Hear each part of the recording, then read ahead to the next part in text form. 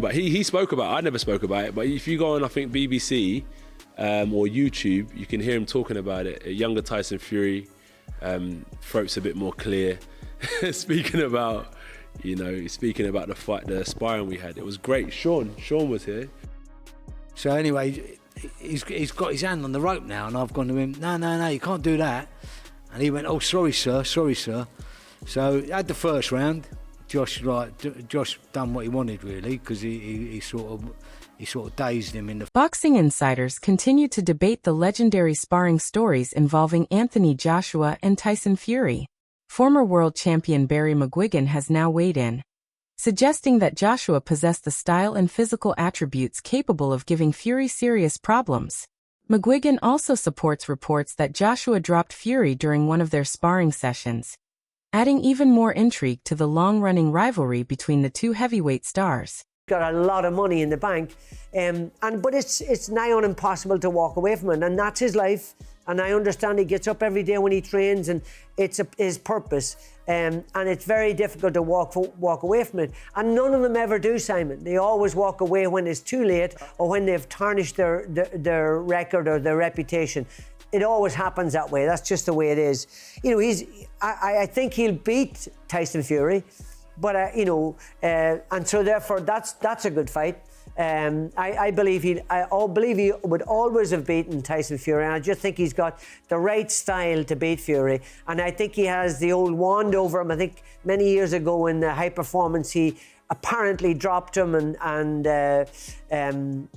so I do think he's got a psychological edge over him, and I think the combination of styles, he beats him every time. After revisiting the old sparring stories, Barry McGuigan has explained why he still believes Anthony Joshua has the style to defeat Tyson Fury. While Fury may be viewed as the statistical favorite following his performance against Mariusz Wach, McGuigan sees the matchup differently from a stylistic perspective, that he points to reports that Joshua dropped and hurt Fury during their sparring sessions years ago, suggesting those moments could have left a psychological impact. McGuigan also believes Fury presents less of a threat than Daniel Dubois, which could give Joshua more time to establish his rhythm and dictate the pace. With Joshua's solid fundamentals, physical strength, powerful right hand, and dangerous left hook, McGuigan continues to favor AJ in a potential showdown with Fury. Someone like Dubois, and that allows Joshua to get into his rhythm, to get into his, he's got a good basic boxing skills, he's physically strong, and he's got a pulverizing right hand and left hook. So I still make him the favourite, even though the statistics might not agree with that. You know what I'm saying? That's just the way. Anthony Joshua and Sean Murphy have shared their accounts of what happened during the highly discussed sparring session with Tyson Fury. According to their version of events, the session quickly became much more competitive than Fury may have anticipated. Joshua settled into his boxing early, using his straight punches effectively and forcing Fury to react rather than control the pace. As the rounds progressed, Fury reportedly changed tactics and began trying to get inside Joshua's head, turning the sparring session into a more intense battle. Joshua then appeared eager to make a statement, and started chasing a stoppage instead of sticking to the controlled boxing that had been working. After being reminded to remain disciplined, he returned to his fundamentals and began boxing effectively once again. Fury reportedly wanted the action to continue beyond the agreed number of rounds, but Joshua's corner ultimately decided that they had seen enough and brought the session to an end. Then the second round, he's come out and he starts talking to Josh. So he's getting in Josh's head a little bit. And now where Josh was hitting him with the straight shots, Josh is missing him now because he's swinging. He's trying to knock Tyson out now. So he's come back to the corner. I've given him a proper bollocking. I said, "What the f*** are you doing?" Sorry about the language. I said, "What the f*** are you doing?" I said, "That's what he wants." I said, "Go out there and do what we were doing in the first round."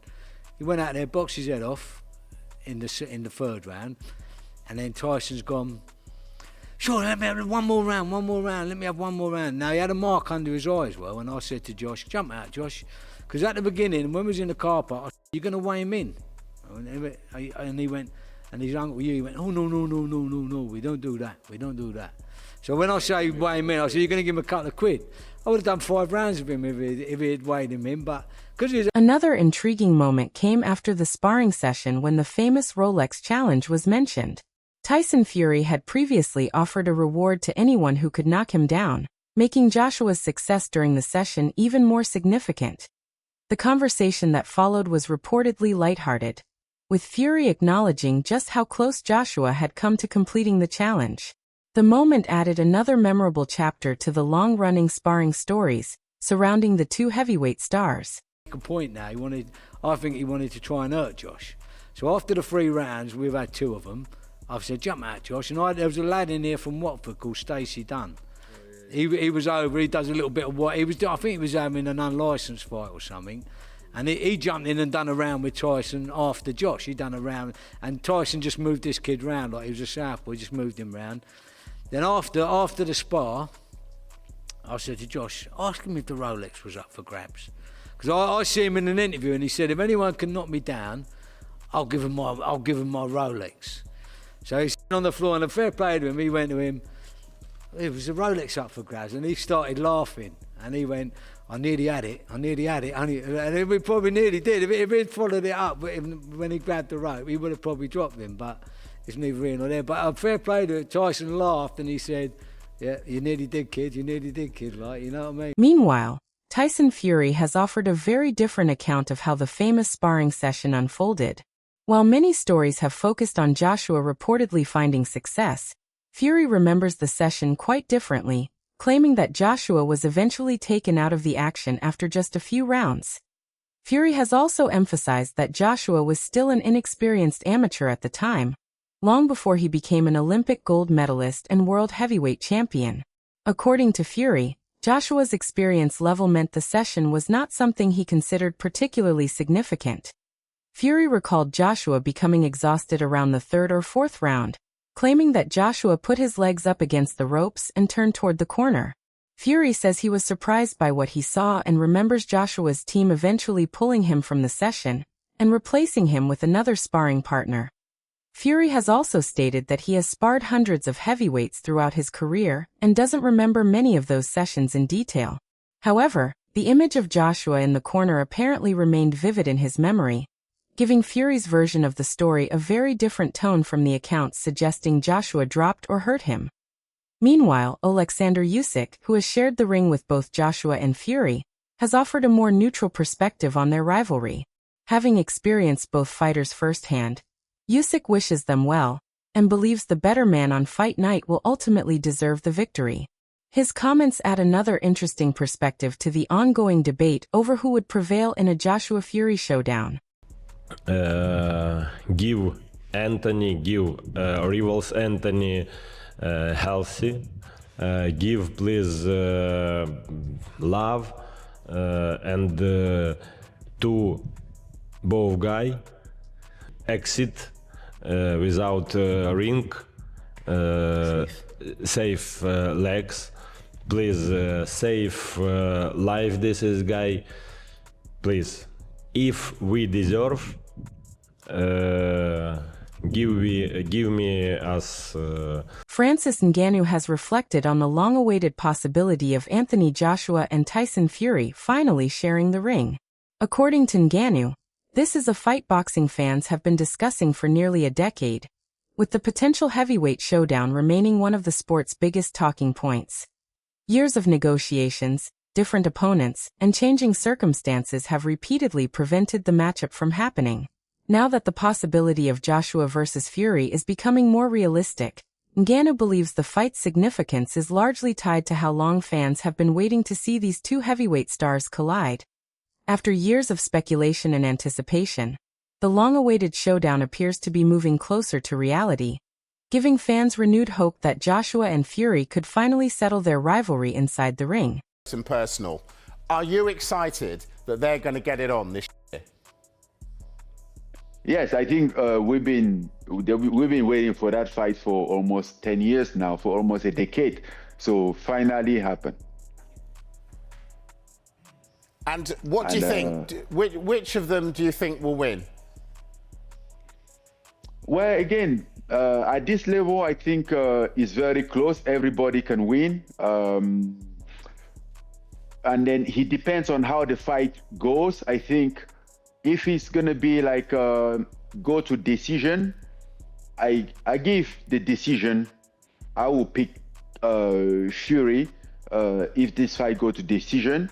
And then if it's like a knockout, I think Joshua has a chance early in the round. But as far as the fight goes, it's going to be way off on the... Tyson Fury's brother, Shane Fury, has provided an update on the former heavyweight champion's preparation, suggesting that Tyson is enjoying a strong and focused training camp.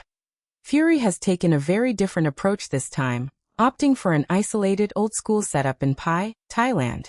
Instead of surrounding himself with the usual celebrity coaches, media attention, and distractions, Tyson has reportedly spent much of his camp training away from the spotlight. The unusual environment appears designed to help Fury stay focused and fully committed to his preparation. Shane's comments suggest that Tyson is taking the camp seriously and believes the quiet surroundings in Thailand are providing the ideal setting to work without unnecessary distractions. Yeah. Wherever we've been, we've really enjoyed it. We've had good training camps. Whether it's America, in Malta, wherever we are, seems to be a good training camp. But over here, it's a change. It's a change. There's new people involved, and it's different. So a change is as good as anything else, and he's in a good place. Look, he was retired. He was falling back into silly old ways. He's come back. He's training for something now, and he seems to be more motivated and more want and happy than I've seen him in a long time. But whether that's to do with Thailand, I don't know, or whether it's to do with I was retired 18 months, and it's not that good. Let's crack on. Tyson Fury's brother, Shane Fury, has provided an update on the former heavyweight champion's preparation, suggesting that Tyson is enjoying a strong and focused training camp. Fury has taken a very different approach this time, opting for an isolated old-school setup in Pai, Thailand. Instead of surrounding himself with the usual celebrity coaches, media attention, and distractions, Tyson has reportedly spent much of his camp training away from the spotlight. The unusual environment appears designed to help Fury stay focused and fully committed to his preparation. Shane's comments suggest that Tyson is taking the camp seriously and believes the quiet surroundings in Thailand are providing the ideal setting to work without unnecessary distractions. Joshua versus Fury is probably 8 years too late, obviously, or 8 years late. I thought my top line is that I thought Tyson Fury underwhelmed in Thailand, but look what he was up against in 46-year-old Marius Wack. And I thought Anthony Joshua, in the space of 24 hours, just avoided humiliation to set up the Battle of Britain in mid-November, as I understand it's going to take place right now, which is well past its sell-by date. But they must meet, for me, to bookend this era. In which they've been, as I wrote for the Telegraph earlier, they've been architects of boxing's resurgence. So, for me, to begin at the beginning of where we are, when they clash, it will be a battle of who... Davies also pointed to Tyson Fury's tune-up fight against Mariusz Wach as a possible indication that age could be starting to catch up with the former heavyweight champion. After watching Fury in the ring, Davies felt that the heavyweight looked slower than he had during earlier stages of his career. The years of competition and the demands of a long professional career may now be affecting Fury's movement, reactions, and overall speed. Against a fighter like Anthony Joshua, even a small decline in speed and movement could become a major factor. Joshua's power and ability to capitalize on openings could make any drop-off in Fury's physical attributes particularly significant. Reflection on what Marius Wack doesn't have left is one thing, but for me, and I've known Tyson a long time, and I will always be honest about him, I can see the age and the slowness coming into his game. Yeah, look, Tyson said pre-fight he wanted rounds. He had 7 completed rounds, which makes that 19 completed rounds now in this comeback with the Makhmudov and the Wack fight. glorified sparring session, some people may say, but That's exactly what I said. Exactly what I said, yeah. Are they rounds that were needed, though, going into a big fight? Well, it's one of the biggest fights of his career, like it is for Anthony Joshua. So it's a rhythm thing, isn't it? It's a rhythm, it's a mentality thing, it's not wanting to know that you're not rusty in the... Fraser Clark has also shared his thoughts on Tyson Fury choosing Mariusz Wach as a warm-up opponent ahead of a potential showdown with Anthony Joshua. Clark believes the decision was a strategic one, particularly with a major payday potentially waiting for Fury in the next fight. In Clark's view, there was little reason for Fury to take unnecessary risks against a dangerous opponent before facing Joshua. He also praised the charitable element surrounding the event, describing it as a positive move. As for Wach, Clark considers him an experienced and physically imposing heavyweight who has spent years competing at a high level. Having previously shared the ring with Wach himself, Clark understands the challenges and qualities the veteran can bring, making him a useful opponent for Fury's preparation. I know you got to go, so I just want to quickly get your opinion on Tyson Fury's fighting Mariusz Wach.